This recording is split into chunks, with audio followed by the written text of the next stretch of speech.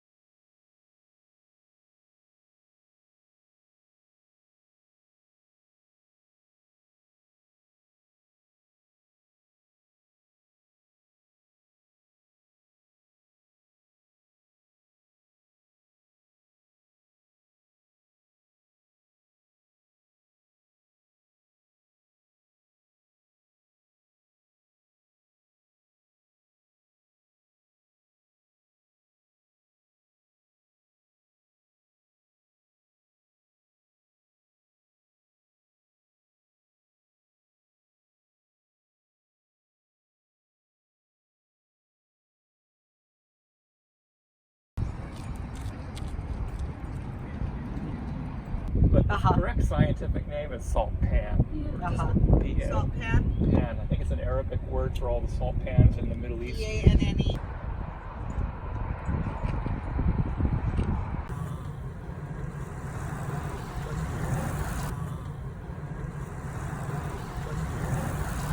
So LA Audubon, our chapter is extremely focused on education, which is why I'm here, and the conservation and restoration. And I love the little round balls that they dig out.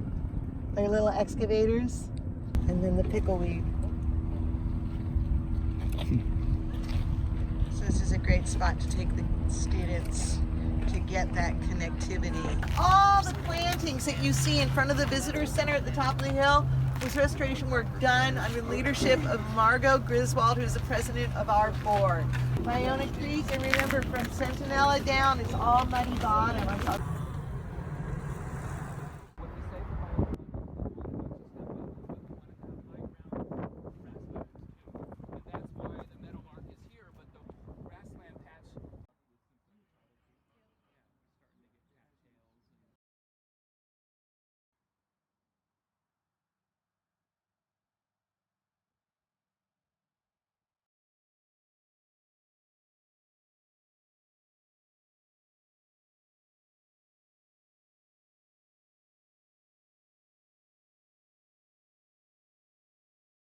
The levee that holds the water, and as you can see as we dip down here, the road level is rather similar to what is envisioned for Ballona Wetlands, to have a levee all around the area that they plan on digging out. And as you can see, we can no longer see Ballona, or what would be Ballona off to our left, any more than you can see the reservoir that is there in this location.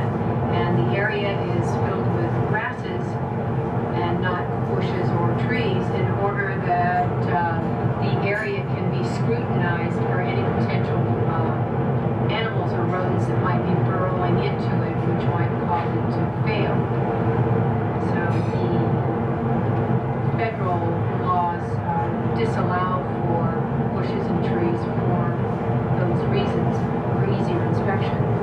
Shown, the water will come up likely as it does here all the way to the berm, which they've shown in different diagrams.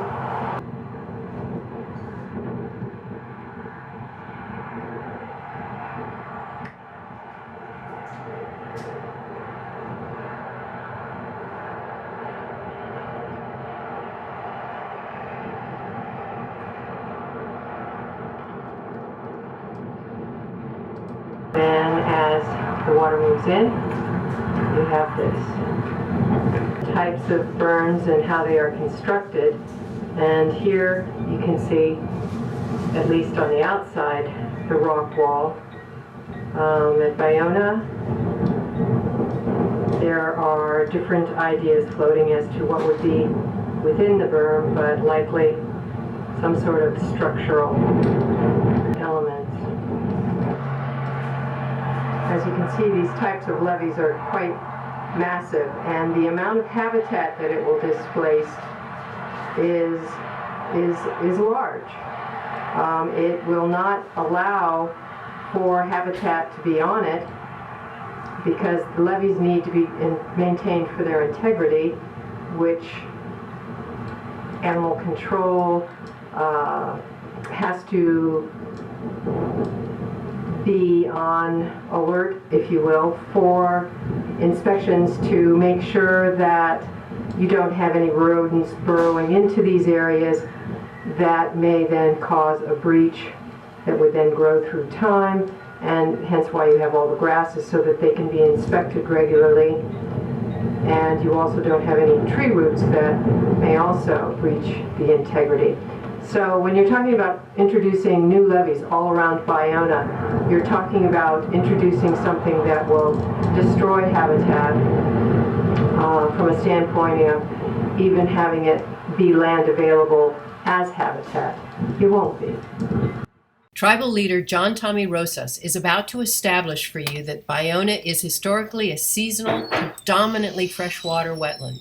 Hi, this is JohnTommy Rosas. 1923 and actually before, about 1906 to 1909 and then 1920, they had various lawsuits and cases, so this got realigned and different things happened, but on this USGS map, what's important is the federal government determined that the channel should run and stop here, and this is their mark there for fresh water that comes down is let go into the freshwater wetlands that was already existing. It just did not go through like it does now into the marina. See, now it goes, and then the high and low tides come up it. Before, see the difference right here? Right at area A, right here, you can see that creek line. And so the original Ballona Creek was here, and then they channeled it, but they still dumped the fresh water here. They did not mix it or inundate this with more salt water like they want to do in alternative 1, 2, and 3. This is about fresh water. This is all fresh water, and then you can also see the saltwater little channels that were here for the estuary. So really the estuary, which is a salt and freshwater mixes in this area, way down here. That's pretty much how they drew it. Right? They only had the salt pan here and maybe here. So this shows that it was existing, and that the Army Corps in their graphic, in their map, and their design and everything to dump the water right here was for fresh water. So that's why in my graphic I'm saying 1923 USGS shows freshwater wetlands, estuary, and freshwater source, sorry, misspelled it, from Ballona Creek. This is still really actually a creek, even though it was channelized. It did not go to the ocean like I explained. Here's area A. So they want to rip all this out and then have that be saltwater intruded, and it was never like that. And what's important about this video and what I'm explaining is that it shows that this was freshwater before, but it was made purposely freshwater restored again by the freshwater restoration of the channel. So they can't say that they're restoring anything. If they're going to restore it, it should be to this alignment and this source of water, which we can get from Playa Vista's freshwater here. In the EIS, we have to go for the freshwater alternative. The Army Corps made this determination, so they can't get permits to tear in the 408 scheme they made with the county and the 404 with the Fish and Wildlife and the BWER here to change it into salt water. It's just fraud.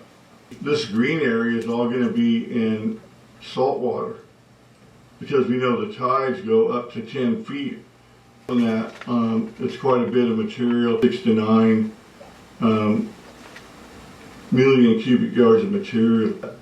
This is fresh water in here, and it's going to this freshwater area, the wetlands. This is all fresh water here. Centinela Creek's right here. Water went this way, went this way. You know, it mingled and created. That's the estuary mingled there. But this area A part, you know, it's fresh water. This whole area it had to be predominantly fresh water. I'm going to show you what was not shown by the Santa Monica Bay Restoration Commission, Bay Foundation, the Coastal Conservancy. They used the T-sheets for their agenda, but they didn't show what I'm going to show you. This is the original. You can see the wetlands is here, the marina. So anyway, this is the map T143-2B. The graphics that they did originally, but also the ones that were added by a research team that made it more accurate. But those were not used if it didn't help the Conservancy and the bulldozing saltwater inundation agenda. A lot of the enviro groups have weighed in for it. Most of them got money. This shows the original map.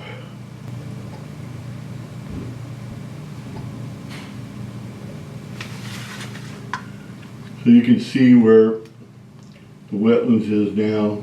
It's right here. Went into here, but they butchered it with Playa Vista. This is the Ballona Creek. This is the Centinela Creek. Of course, it didn't end there, but it was part of the wetland, and it didn't just start there. It went way back into here. So some of the additional features they put in weren't accurate. I also don't think this is totally accurate, that it went here and went over. And you'll see on what I'm going to show you why I feel that way. So I'm going to add the colors in of the estuary and habitats and the T-sheet. Okay, so when you look at this, here is the Ballona Creek and another stream, just to give you some bearing. And it shows this open water section, and the green is vegetated wetland. So these are graphics that were on the original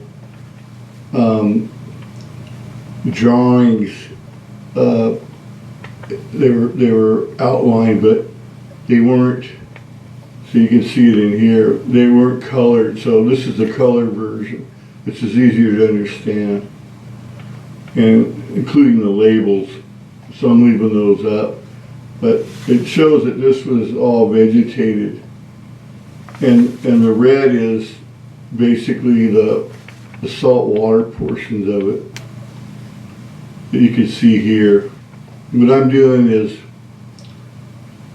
showing how the information wasn't used properly or accurately, and it was only used by the Coastal Conservancy and them and Bay Foundation to shore up their agenda. When you look at this, I'm trying to show you the difference of where the salt is. They're claiming it was up in here, which I don't believe, but it could have been. It does show how much green vegetated wetlands there was, which is all this, which was quite a bit. And so even if this was accurate, we know this is pretty accurate. Even if this was accurate, it doesn't justify, tearing all this open with a bulldozer to inundate the rest of the wetlands with salt water when it never had that.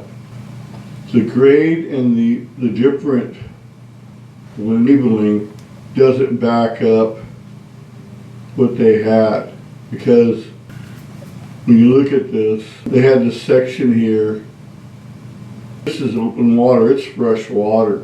The freshwater sources were there. It just conflicts with what's known. I think this was a possible area that wasn't salt, it was like this one, which is an intertidal flat. And I think this one was too, but I don't think it was intertidal like they're talking about it with the ocean. I think it was a flat with just fresh water that would hold like a pond. You see where this is fresh water. It doesn't add up that this would be tidal, nor does this, because here's the fresh water from the creek.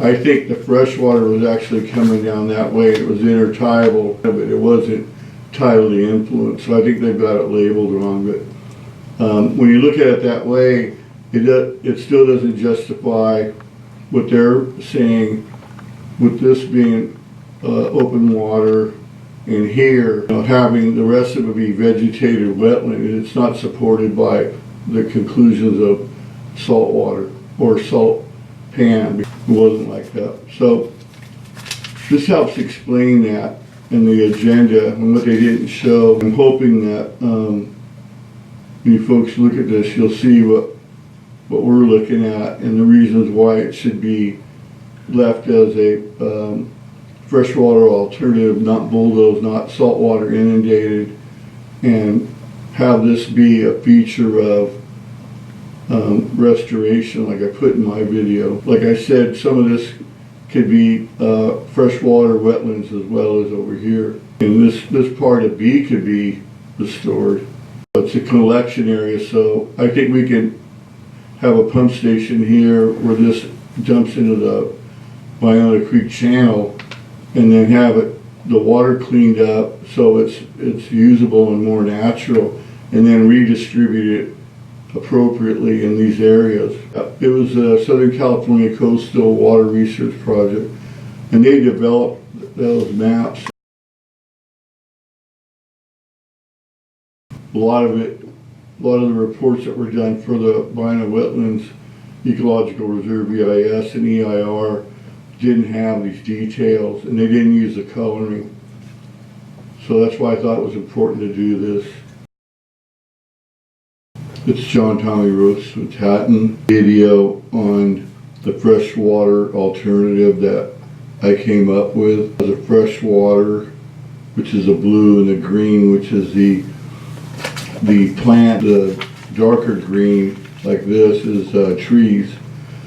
Arrangement that would work there with one pipeline, and it shows that this is the pipeline. We would have a pump station running through a Driscoll line, probably about a 4-inch diameter line, and it would run all the way through and have sprinklers and rainbird, larger sprinklers, so it pretty much cover all the area. Small wetland freshwater plants, larger ones, medium size, and then willow trees and whatever else, coastal oak. This graphic is the trees on Area A, and I made a Google Earth video. Area A as it is now, and then here is that overlay, and you can see it slowly increasing in the blue and green. Go down and make it more visible. So I'm guessing this would be like in the first year, and a couple of years more it would be, thicker. It would settle in and start pooling. This would be when it would be completely finished. You can see the water coming from the freshwater. The pipeline would go through there and then feed all this, like I explained. And all these palms and all the cleanup from SoCalGas would have to happen to get their and Sempre to get their oil infrastructure out and cleaned up. I'm just kind of flying around and showing you the kind of how it would look in different places. What kind of looked before and what it looks like, what it looked like after we got the fresh water in there. It's a huge difference. And there'd be trees. You can't really see how the tree heights would be. This is just kind of the footprint of it. But it would be a big increase in habitat and of course the animals and all that. And that would be the best way to restore area A, and it also can include parts of B, because the saltwater part ends here. Hi, this is JohnTommy Rosas, the patent combination about the Ballona Wetlands Ecological Reserve, EIS, EIR. And I want to talk about the levees and how they're going to block the view, which is a violation of coastal act. So this artist rendering is way off. But they're projecting this false information is what I'm trying to explain.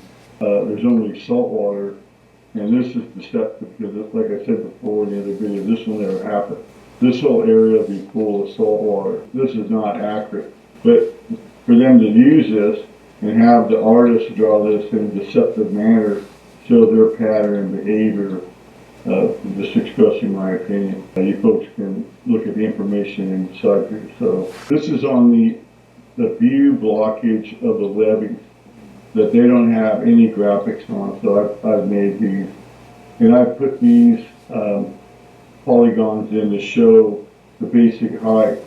Right where these light poles are, that's about 20 feet. And the levees will be that high or more, as I put here. And that applies to all of it that I'm showing you. But this is just to give you an idea of that normally you would be able to see from the road. This is Jefferson, and this is PCH Lincoln. So that's an issue, and that includes pedestrian, bikes, and cars.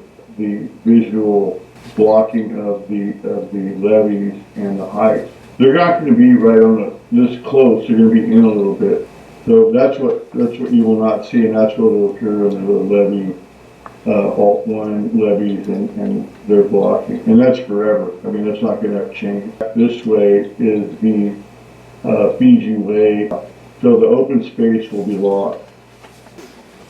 This is on Fiji Way, right near the end, 20 feet right here. So you will not see from Fiji Way the wetlands anymore either. And that's one of the nicer views. Jefferson and where it hits Culver, that view will be gone forever. It's just, huge, and it's for tsunami. It's for tsunami protection for flight risk. Like this is a violation of coastal act. They can't obstruct views in the coastal zone. So you will not see the wetlands anymore, but it's about 3 miles to the wetlands and the last bit of nature on this side of town that we should have a freshwater alternative, which we're working on here.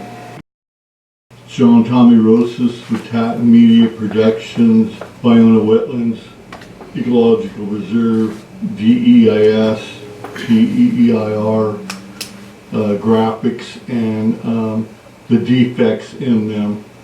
I'm going to start with the grading plan. So these lines right here are the levees. These are main levees that go against basically Fiji Way all the way to Lincoln. There's Lincoln right here, PCH. And then that levee will continue from Culver against where the channel is now, basically where the bridge starts. It's going to wrap around and go this way. But they're going to stockpile material here. And they're cutting out the existing channel from here all the way to here. But you will not see the wetlands anymore. These levees are 25 to 30 feet above the road. This is a grading plan for alternative 1. The main grading is going to be in area A, which is across here. That's where the channel would be now, and then all that material from Lincoln to Fiji Way all the way around, basically around the south end of the marina. And then they're going to carve out and excavate and apparently remount it. They're going to leave SoCal Gas's thing here for some reason, or no saltwater intrusion in this area, and that's what they'll do when they perform this. If we let them have that agenda and that alternative. Me personally, that was Mary Small and some other people at a meeting about almost 9 years ago, that they were planning on selling the dirt to the port so the port could build larger shipberths in the San Pedro Bay. They use steel, Chudman steel, corrugated, and then they pump out the water and they fill it with dirt and they create a big shipberth. They've done those before. They're basically artificial islands. But I have plans that show their haul routes and how they're going to barge it down the channel and then tugboat it to San Pedro and the port of LA. But because that's the only way they would get that much dirt. The report's calculations are just under 3 million cubic yards. So a cubic yard is a yard cubed. If you picture that much material, they're talking about 3 million of those. And basically, that's a square mile, 10 feet tall of dirt, if you want to do your own math. But it's just to give you an amount of material.